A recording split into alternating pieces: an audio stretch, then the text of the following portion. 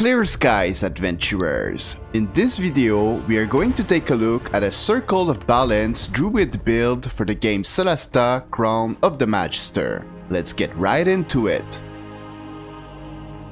For the ancestry, we are going to pick Sylvan Elf, but Hill Dwarf is also a decent option. Sylvan Elves get +2 to Dexterity, +1 to Wisdom. They have more movement speed than the other ancestries, and they are proficient with the skills Perception, Athletics, and Survival. Additionally, Dark Vision, Trance, and Elf Weapon Training are all nice features to have. For the background, I suggest taking Low Life mainly because it gives proficiency in the skill Stealth. It will also make us proficient with the skills Sleight of Hand, Deception, and with the Thieves' Tools. For the ability scores, we are going to use the point buy system. We are going to raise our strength to 10, our dexterity to 16, our constitution to 14, and our wisdom to 16. That leaves us 2 points. If you plan on reaching max level with this character, then I recommend you put those 2 points into Constitution because we will take the bonus feat Enduring Body at level 16. If not, then you can put those 2 points into Intelligence to help you with your crafting. One of the most important skill proficiency for the Circle of Balance Druid is Survival because it synergizes well with the level 6 feature Survival of the Wisest. At the end of each battle, you will make a survival check for each different creature you faced. If you are successful, your knowledge about those creatures will increase, augmenting your spell DC and spell attack modifier against them. Sylvan Elves are automatically proficient with the skill Survival, so I suggest taking Arcana to be able to craft potions, scrolls, and magic items, and either Nature or Medicine to be able to craft poisons. At level 4, we are going to take the bonus feat Flawless Concentration. With this feat, if you sustain up to 10 points of damage, you don't need to roll a Constitution saving throw to maintain concentration. Above that value, you have advantage when rolling the saving throw, which makes it a lot harder for enemies to break your concentration. For the level 8, we are going to increase our Wisdom by 2 points, bringing it to 18. At level 12, we are going to increase our Wisdom by another 2 points, bringing it to 20. For the level 16, we are going to take the bonus feat Enduring Body.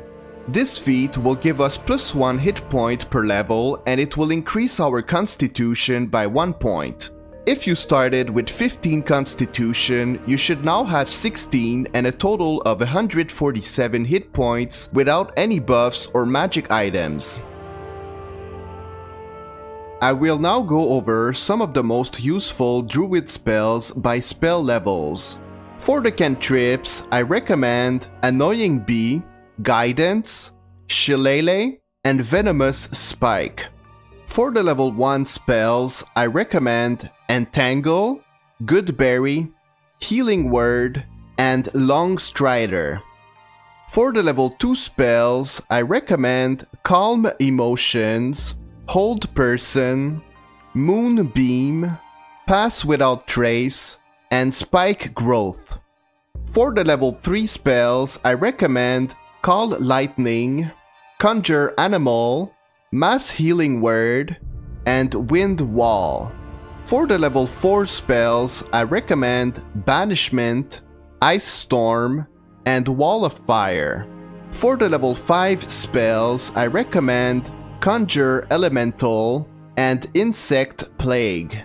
For the level 6 spells, I recommend Heal, Sunbeam, Wall of Thorns, and Hero's Feast. However, Hero's Feast should be reserved for hard fights because it consumes a diamond each time you cast it.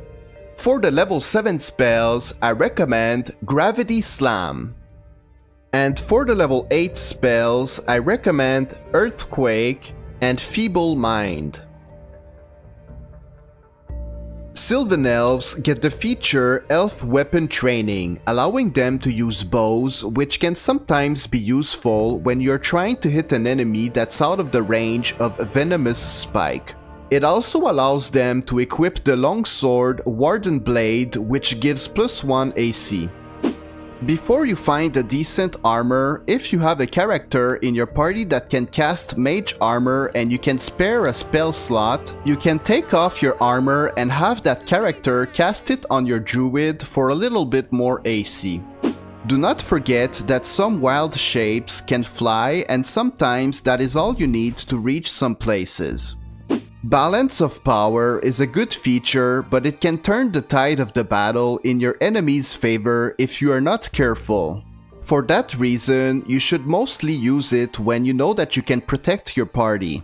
Some examples of when you should consider using it are when there are mostly ranged enemies left in the battle and you are protected by a wall of wind, and when most of your enemies are under the effect of a crowd control spell. You can also use it as some kind of finisher towards the end of a fight. That's it for this video. Stay in the light, friends.